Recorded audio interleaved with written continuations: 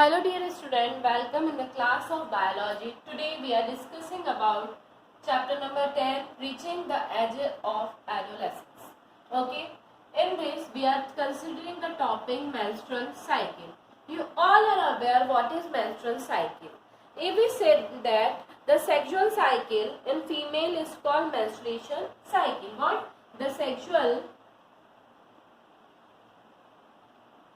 cycle in female, okay, is called menstrual cycle. Female के अंदर जो सेक्सुअल साइकिल चलती है उसको ही हम क्या कहते हैं? मेंस्ट्रुअल साइकिल कहते हैं. ये जो होता है जनरली जो गर्ल होती है, गर्ल जब प्यूबर्टी पीरियड में जाती है उस समय सेक्स हार्मोन सिक्रीट होता है. कौन सा सेक्स हार्मोन सिक्रीट होता है? ऑस्ट्रोजन. ये जो हार्मोन होता है ऑस्ट्रोजन हार्मोन, इसके सिक्रीट होने से ओवरी जो होती है वो रिलीज होती है. कहाँ से? फॉलिपिन ट्यूब्यूल्स में, है ना. ठीक है, पूरा जो मंथ हमारे जो 28 to 30 डेज के बीच में, है ना, ओवरी जो होती है वो क्या होती है? सिक्रीट होती है. और ये इसको ओवम को क्या करते हैं? रिलीज करते हैं. किसको रिलीज करते हैं? ओवम को रिलीज करते हैं. ओवम को जो रिलीज करने की प्रोसेस होती है थ्रू द ओवरी, ओवम को रिलीज करने की जो प्रोसेस होती है दैट इज कॉल्ड ओव्यूलेशन. क्या कहते हैं उसको? ओव्यूलेशन कहते हैं. ठीक है, मतलब क्या होता है? फीमेल के अंदर सेक्सुअल साइकिल चलती है जिसे मेंस्ट्रुअल साइकिल बोला जाता है, जो कंट्रोल करता है ऑस्ट्रोजन हार्मोन. 28 से 30 डेज का मेंस्ट्रुअल साइकिल होता है. ओवम जो होता है उसका फॉर्मेशन होता है कहाँ से? ओवरी से या फॉलिपिन ट्यूब्यूल से. और ये जो पूरी प्रोसेस होती है ओवम बनने की या एग बनने की, इसको बोला जाता है ओव्यूलेशन.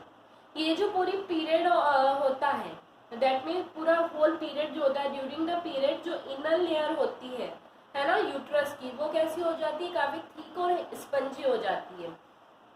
क्यों होती है? क्योंकि वहां पे क्या होता है? ब्लड वेसल्स जो होती है वो रहती है ना.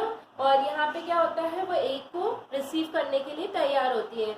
जब मेंस्ट्रुअल जो मैच्योर एग होता है, जब वो फर्टाइल हो जाता है फॉलिपिन ट्यूब्यूल से, है ना, और फॉलिपिन ट्यूब्यूल जो होती है वो फर्टाइल एग को क्या करती है? एम्ब्रियो के अंदर कन्वर्ट कर देती है. और ये एम्ब्रियो कहाँ जाता है? फीमेल यूट्रस के अंदर स्टेबल हो जाता है. और उसी पीरियड ऑफ टाइम को बोला जाता है प्रेगनेंसी. क्या बोला जाता है? उसी पीरियड ऑफ टाइम को प्रेगनेंसी बोला जाता है. ठीक है, उसी पीरियड ऑफ टाइम को प्रेगनेंसी बोला जाता है. और इफ अगर मान लो कि फर्टाइल नहीं हुआ, ये तो मैंने क्या बताया कि एक फर्टाइल होगी तो प्रेगनेंसी अकर होगी. अगर बाय चांस मान लीजिए कि फर्टाइल नहीं होता है, मतलब स्पर्म अवेलेबल नहीं है, तो ऐसे समय में क्या होती है? ये जो होता है ये वॉल के ऊपर अटैक करता है, जो इनर लिग्निन की वॉल जो होती है यूट्रियस में, है ना. और जिसके कारण क्या हो जाता है कि जब वो उसके ऊपर अटैक करता है तो उसकी जो वॉल होती है वो वॉल रैप्चर हो जाती है, जिसके कारण क्या हो जाता है? फीमेल के अंदर ब्लड जो होता है वो सिक्रीट होने लगता है. और वजाइना के थ्रू वो ब्लड जो होता है बाहर रिलीज होता है. और इसको ही कहा जाता है मेंस्ट्रुएशन. क्या कहा जाता है इसको? मेंस्ट्रुएशन कहा जाता है ना. मेंस्ट्रुएशन कहा जाता है. अगर हम मेंस्ट्रुएशन की बात करते हैं तो जनरली कितने डेज तक चलता है? लेट 3 to 5 डेज तक, है ना. एक नॉर्मल मेंस्ट्रुएशन पीरियड कितना होता है? 3 to 5 डेज का देखने को मिलता है एक नॉर्मल फीमेल के अंदर, राइट. अगर ये जो मेंस्ट्रुएशन होता है ये क्या करता है? ओवा जो होता है इनर वॉल में, है ना, ब्लीड, जिसके अंदर क्या होता है? फिर से उन 3 डेज के अंदर वो फिर से जो वुंड हुआ होता है वो हील होता है. और आफ्टर 20 to 30 डेज फिर से क्या होता है? ये मेंस्ट्रुअल साइकिल जो होती है स्टार्ट हो जाती है. मतलब एक नॉर्मल फीमेल के अंदर कितना फेज ऑफ टाइम होता है मेंस्ट्रुअल साइकिल का? 20 to 30 डेज का. मतलब इतने टाइम के बाद फिर से मेंस्ट्रुअल साइकिल क्या होती है? रीस्टार्ट होती है. अगर ओवम जो होती है फर्टाइल नहीं होता तो मेंस्ट्रुएशन क्या हो जाता है? स्टॉप हो जाता है. और फीमेल जो होती है वो प्रेग्नेंट हो जाती है. अगर फर्टिलाइजेशन हो गया उस पीरियड ऑफ टाइम में तो क्या होगा कि वो जो एग है वहीं पे स्टेबल हो जाएगा और मेंस्ट्रुएशन क्या हो जाएगा? प्रेगनेंसी समय के लिए रुक जाता है. जो फर्टाइल एग होता है वो क्या होता है? यूट्रस के अंदर हो जाता है स्टेबल. और फीमेल जो होती है वो प्रेगनेंसी अकर कर लेती है, जो हम ऑलरेडी चैप्टर नंबर 9 के अंदर पढ़ चुके हैं कि प्रेगनेंसी कैसे अकर होती है, और मेंस्ट्रुएशन साइकिल के बारे में भी हम उसके अंदर हम पढ़ चुके हैं। मेंस्ट्रुएशन से दो टर्म रिलेट करती है, एक होता है मेनार्च, ठीक है, और दूसरा होता है मेनोपॉज। मेनोपॉज, ठीक है, मेनार्च और मेनोपॉज दो फेजेस देखने को मिलते हैं। मेनार्च की अगर हम बात करते हैं तो मेनार्च क्या होता है, the first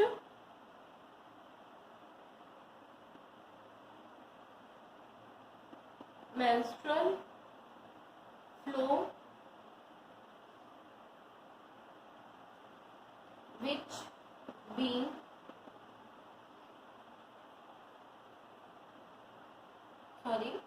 which began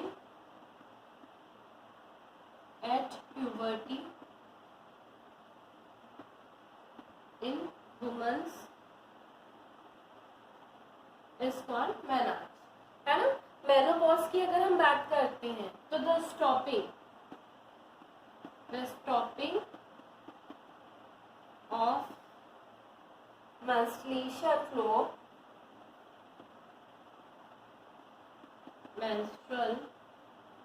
flow at the age of or at the age between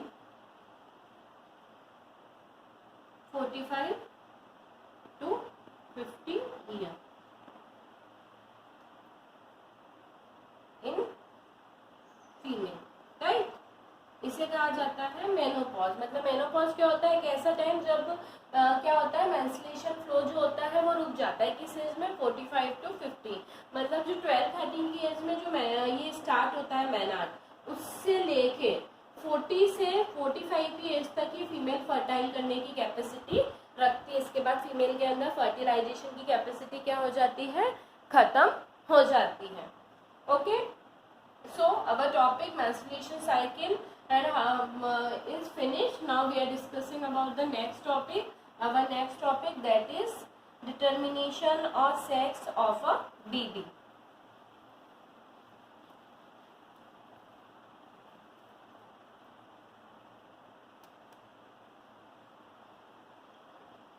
Determination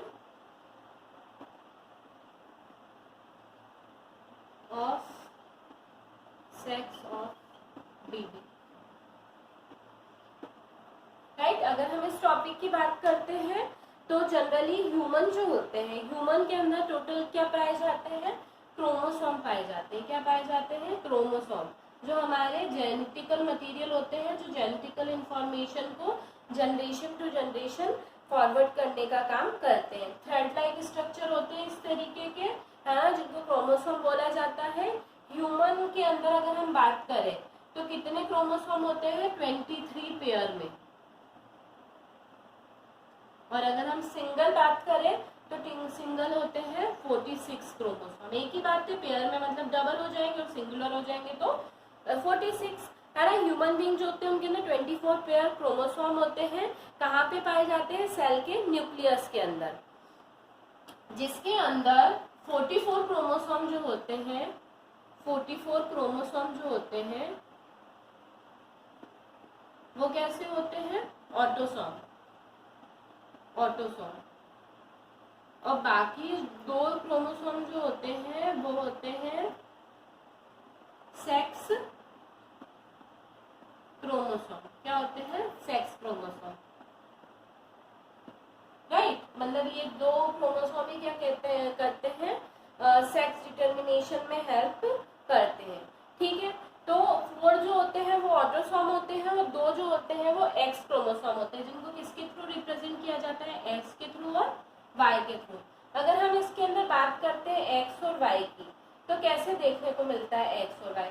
female जो होते हैं उनके अंदर पेयर में होते हैं, पेयर में मतलब एक्स एक्स, और मेल के अंदर कौन से होते हैं, एक्स वाई, ठीक है। ये होते हैं हमारे लास्ट पेयर ऑफ क्रोमोसोम, जिसे हम सेक्स क्रोमोसोम कहते हैं। ये होते हैं फीमेल के अंदर और ये होते हैं मेल के अंदर, ठीक है। और ये डिसाइड करते हैं determination of sex of baby, मतलब जो होने वाली जो बेबी होगा उसका क्रोमोसोम क्या होगा, उसका क्रोमोसोम क्या, उसका सेक्स क्या होगा, वो ये डिसाइड करते हैं ये क्रोमोसोम।